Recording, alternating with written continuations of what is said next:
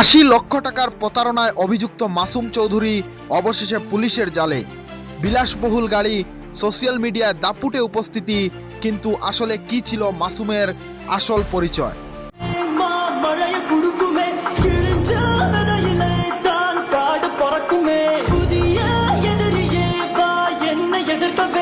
पहले भी बोला है मकसद नहीं है मेरा कमाना पैसा या कमाना फेम, फर्क है मुझे बदलनी है दुनिया और तुम्हें बदलने है घर। প্রায় ৮০ লক্ষ টাকা প্রতারণার অভিযোগে অবশেষে পুলিশের জালে ধরা পড়ল অসম গণপরিষদ অগপয়ের এক নেতার ছেলে মাসুম আহমেদ ওরফে মাসুম চৌধুরী। সূত্রের খবর মতে পশ্চিমবঙ্গের শ্রীরামপুরের এক ব্যবসায়ীর কাছ থেকে পণ্য পাঠানোর নাম করে বিপুল অঙ্কের টাকা আত্মসাৎ করেছিলেন মাসুম। দীর্ঘদিন ধরেই তিনি পশ্চিমবঙ্গ পুলিশের মোস্ট ওয়ান্টেড তালিকায় ছিলেন।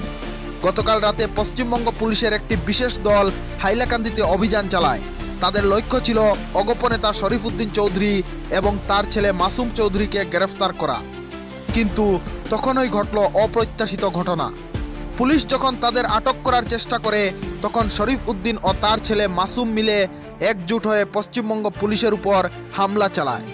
এই হামলা আক্রমণে পুলিশের কয়েকজন সদস্য আহত হন। তবে শেষ পর্যন্ত পশ্চিমবঙ্গ পুলিশের তৎপরতায় মাসুম চৌধুরীকে গ্রেফতার করা সম্ভব হয়, যদিও তার বাবা শরীফউদ্দিন চৌধুরী পালিয়ে যেতে সক্ষম হন। বিলাসবহুল জীবনের আড়ালে লুকিয়েছিল প্রতারকের মুখোশ। স্থানীয়রা জানায় মাসুমকে প্রায়ই দামি গাড়িতে ঘুরতে দেখা যেত। ইনস্টাগ্রামে তারা বিলাসবহুল জীবনের ঝলক দেখা যেত রীতিমতো রিলস ভিডিওতে। স্থানীয়রা জানান ওকে দেখলে মনে হতো বড় কোনো ব্যবসায়ী, কে জানতো এত বড় প্রতারক। পশ্চিমবঙ্গ পুলিশের দল ইতিমধ্যেই মাসুমকে নিয়ে রাজ্যের উদ্দেশ্যে রওনা হয়েছে।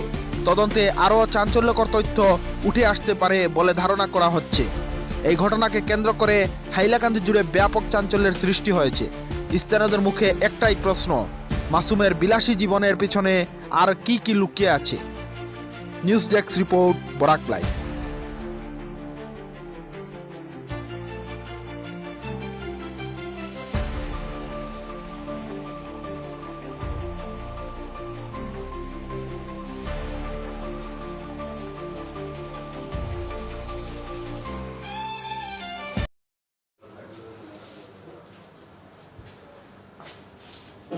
কটা উঠবো? ঘটনা হচ্ছে দুটো উঠেন মাইট ভিডিয়ান হচ্ছে ঘটনা কটা উঠবো? 12টা। তুমি আসলে नहीं पता लोगे तो यही पहले आया ढोका था, रोका गेट के सामने ढोका मारना चालू किया सबको। हाँ 25 जन ढोका, 200 आदमी था ये लोग।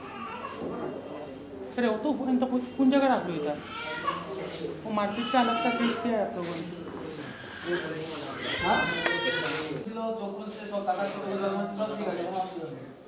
যেটা করার আপনি করে দেন, সেটা আমরা সুস্থভাবে নিয়ে যেতে পারবো। আমি দূর থেকে এসেছি, করে দেবো।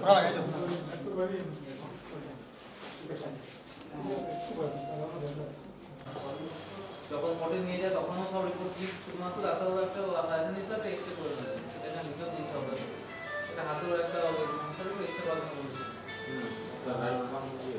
তো বাকি তো আমরা এক্সরে করেছি, করিয়েছি, এক্সরে করানো হয়নি, সেটা এক্সরে করে দেবে, এক্সরে করিয়ে দেবো, চেষ্টা করবো করার ব্যবস্থা। ঠিক আছে, নাম কি?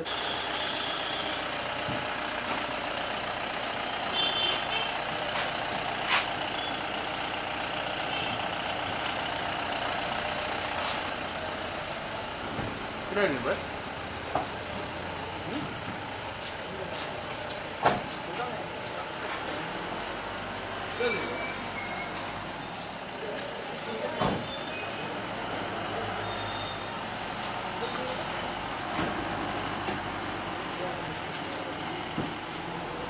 পশ্চিমবঙ্গ থেকে এসেছেন, সম্পূর্ণ ঘটনাটা কি হয়েছে?